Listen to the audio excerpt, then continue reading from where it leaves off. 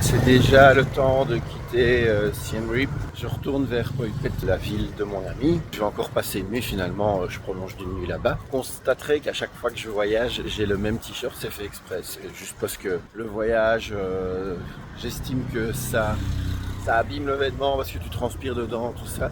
Et donc j'utilise toujours le même uniquement pour le voyage. Sinon, on vient encore de passer devant les tuk-tuk. Et ce qui est drôle, c'est que, comme je vous l'ai dit, on vous demande toujours si vous voulez un tuk-tuk, un massage à chaque fois que vous passez devant quelque chose. Mais ici, on ne vous demande pas si vous voulez un tuk-tuk. On vous demande directement où vous allez. Donc vous vous sentez obligé de répondre. Le gars, il te regarde et il fait « Vous allez où? Vous allez où ?» Bah alors, tu le réponds. Et pas alors, il dit « Ah bah ça va, je vous ai conduit. » Genre c'est décidé quoi. C'est bon.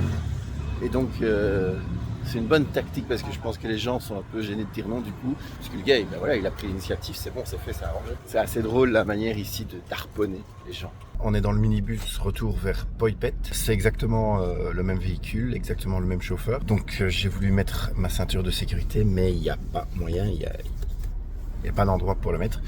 Donc voilà, 2 heures de stress et prions. En fait, pour résumer, le chauffeur, il colle les véhicules devant. Il dépasse quand il y a des véhicules qui arrivent en face. Il fait des queues de poisson quand il a fini de dépasser. Il y a une expression qui dit chez nous rouler à tombeau ouvert. Ben là, j'ai jamais autant ressenti cette expression. J'ai l'impression de rouler à tombeau ouvert. Et dire que ce mec transporte des gens à longueur de journée. Je vais essayer de dormir un peu. Bon, j'ai essayé de faire un mini bricolage avec la ceinture de sécurité. Je sais pas si ça peut me sauver la vie, mais on va dire que c'est un minimum. Arrivé sain et sauf, je sais pas trop comment. J'ai dormi, je voulais même plus savoir. Je suis arrivé à l'appartement de mon ami. Voilà la petite vue. Avec des jolies montagnes dans le fond.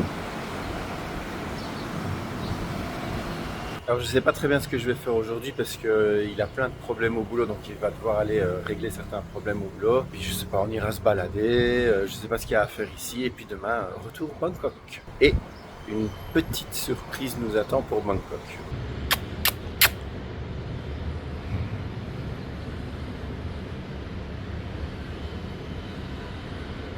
Je suis allé me promener un petit peu parce que mon ami est retenu toujours au travail. Donc je suis à Phoi Phet à la frontière avec la Thaïlande. Bon, ce qui me marque dans un premier temps, c'est la saleté en rue, une certaine pauvreté, une énorme pauvreté. Et puis on a des choses comme ceci. Des coqs, des poules, des poussins au milieu de la ville et de la saleté. Et voilà, ils sont là, ils vivent leur vie. Je ne sais pas s'ils appartiennent à quelqu'un, s'ils sont sauvages. Mais vous pouvez voir la saleté, voilà, bon.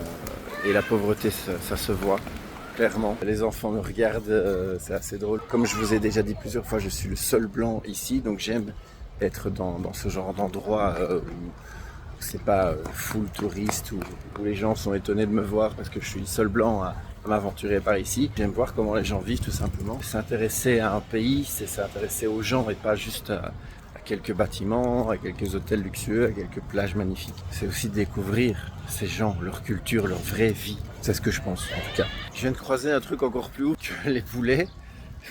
Je croise ceci. Un canard, là, dans un petit bac. Alors je sais pas ce qu'il fout là, je sais pas s'il est attaché, si... Je suppose qu'il est attaché, il reste pas là par plaisir, on dirait qu'il essaie de sortir, j'en sais rien s'il est à vendre ou quoi. Mais il y a un canard dans un petit bac, comme ça, au milieu de la rue. Concept particulier, ça je m'attendais pas du tout à voir. Alors je vous avais dit en Thaïlande que chaque bâtiment devait avoir son petit hôtel, son mini-temple. C'est important parce que c'est pour se faire accepter par les esprits qui sont là sur le lieu. Ici au Cambodge c'est la même chose, un mini hôtel comme ceci, juste une offrande, mais sinon la plupart du temps ce sont des hôtels comme ça. Voilà, chaque bâtiment a son hôtel et donc à chaque hôtel sa petite offrande, un petit truc à manger, un petit truc à boire pour entretenir des bonnes relations avec l'esprit qui se trouve sur le terrain. Je ne sais pas si on est dans le centre-ville ou quoi, mais c'est une rue très animée, très commerçante. Je suis toujours le seul blanc. Je ne sais pas s'il y a des touristes ici, je ne sais pas s'il y a des choses à faire pour les touristes. Il n'y a pas de monuments, de parcs, d'activités, il n'y a même pas un bowling dans la ville. Finalement, vous savez que c'est ce qui me plaît aussi, hein, c'est d'être dans ce genre d'endroit. Mais par contre, voilà, le petit bémol, c'est la pauvreté autour de moi. Cette ville est un petit peu un foutoir. Je ne sais pas comment le décrire autrement. Je ne sais pas s'il y a des centres d'intérêt ici. Pas mal de difficultés en tant que piéton pour se déplacer. Même si c'est la norme ici, tu marches dans la rue et tu croises les voitures, tous les scooters. Et partout, hein, vous avez ces commerces ambulants, ces petits marchés. Là, je pense qu'on a un marché couvert où on trouve tout ce qu'on veut à manger. Là, c'est incroyable tout ce qu'on peut trouver comme choses différentes à manger. Et ici, un petit concert d'oiseaux qui se dispute cet arbre-là pour une raison que j'ignore évidemment complètement. Je vais aller voir un petit peu ce marché couvert là-bas, voir s'il y a des choses intéressantes. Ah oui, je repars dans moins d'une semaine en Belgique et je n'ai toujours pas trouvé mes cadeaux. Donc il va vraiment falloir que je m'y mette.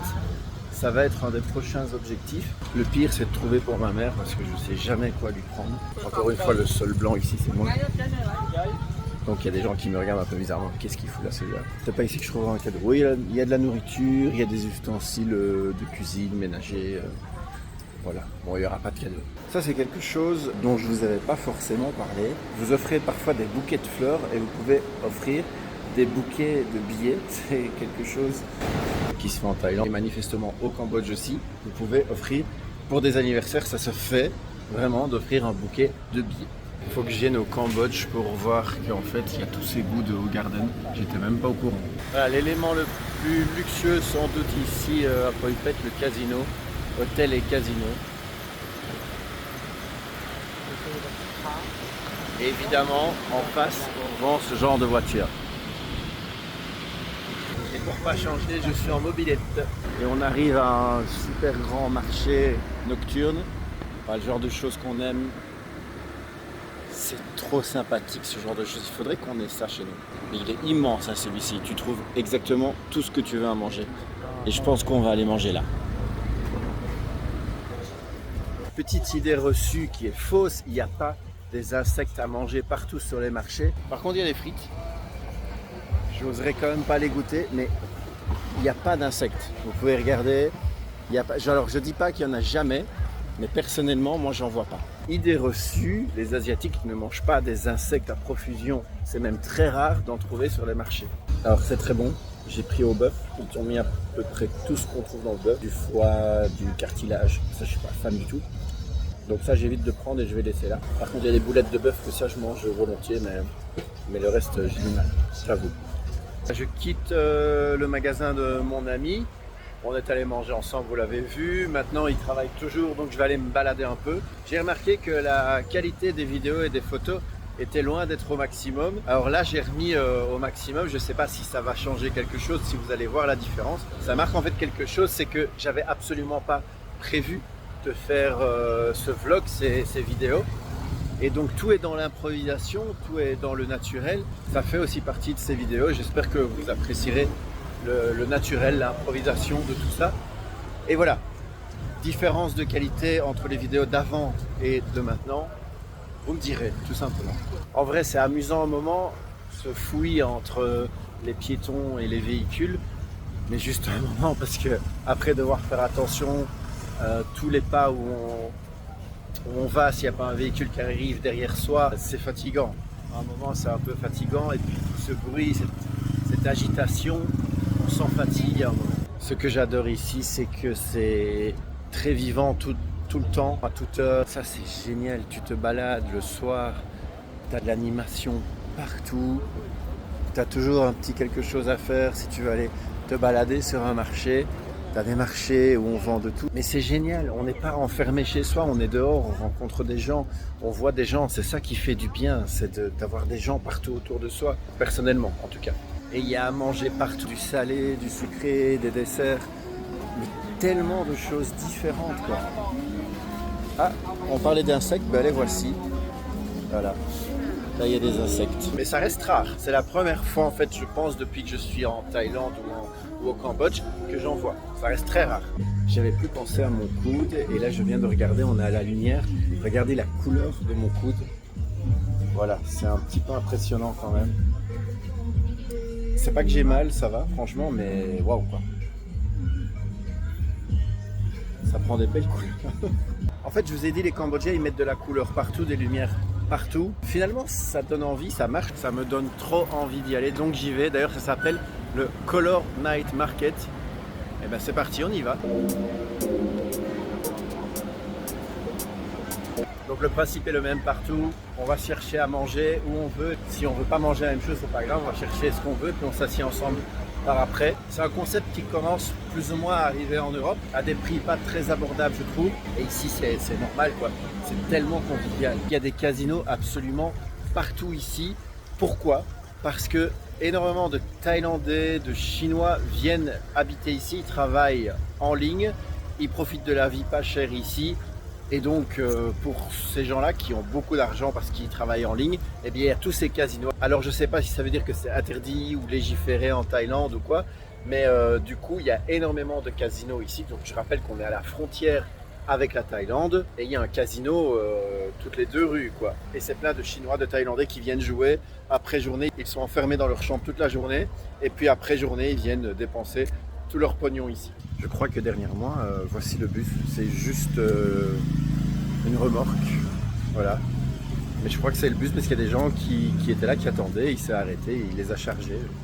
Petit bus local. Là je me perds dans des rues très calmes, très sombres, je sais absolument pas où je suis. Bon, j'espère que le Cambodge ça reste sûr, mais ok, je m'aventure. Je rentre en immersion dans la population cambodgienne. Belgium, Belgium.